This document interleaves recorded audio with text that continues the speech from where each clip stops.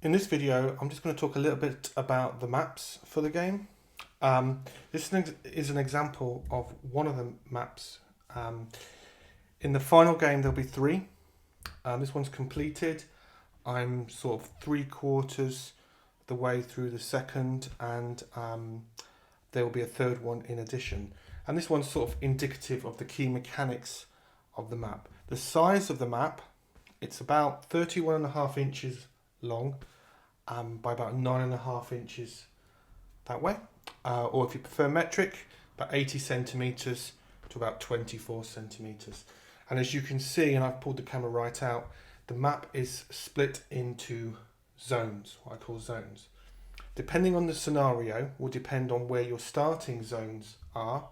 Depending on the scenario will define where the ending zones are.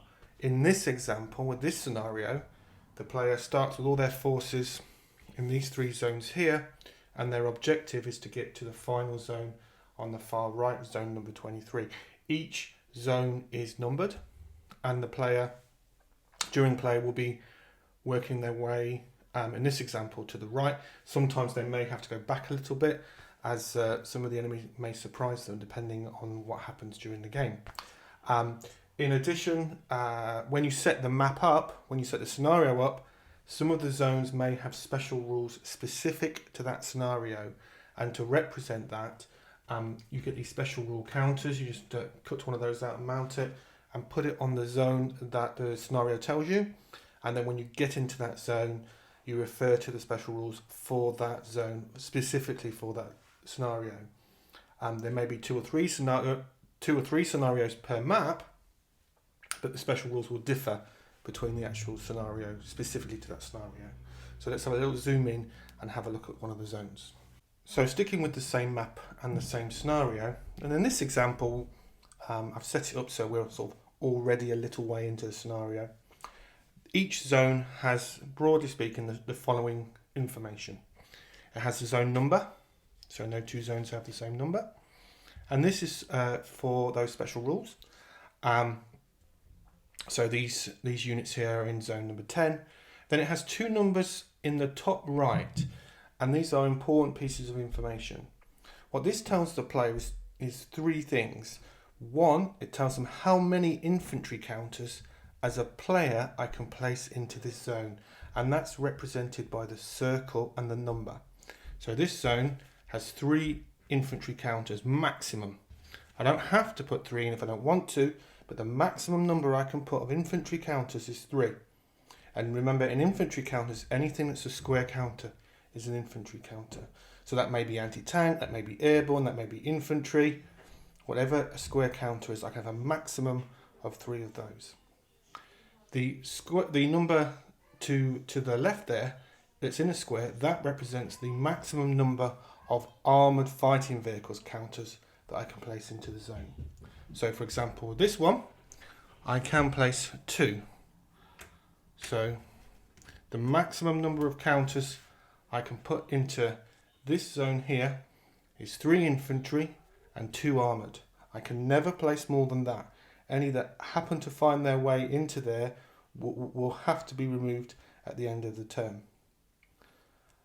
That doesn't represent the maximum number of enemy counters though. That is instead determined when you go into a new zone. You'll be rolling on charts to determine what enemy resistance you'll encounter in that zone. This is simply for the player information.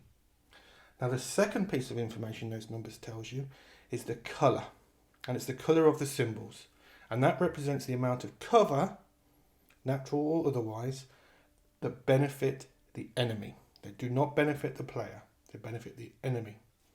So most of the zones in this particular shot here are actually sort of a pale green. That represents there's no benefit, it's neutral, there's no cover advantage. This zone here, zone number 7, has a yellow, so that gives the enemy a medium benefit of cover, whereas this zone, in zone number 12, it's deep forest, is a red, so that represents heavy cover. And that's used in combat, and I'll explain how that works in the combat video. So remember, just to go over it again, 3 pieces of information per zone. Maximum number of counters, the type of cover, the number of the zone. That's probably as much as there is to say about the map, really. As I said, it will vary on the scenario as to where you start and where your finish point be. For example, there's one scenario where only half of the map is used, for example. So you don't always use the whole map. The longer scenarios will use the full map. The shorter scenarios will only use a section, a number of zones within the map. And final thing to say is these are all hand drawn by yours truly. They take an enormous amount of time to do, but they're a lot of fun, and I enjoy doing them very much. And I've drawn them very much in a sort of thematical style of a Western Front Europe, and with gameplay in mind. So it's hopefully very clear the amount of cover that represent the different icons and the different sizes of the zones as well.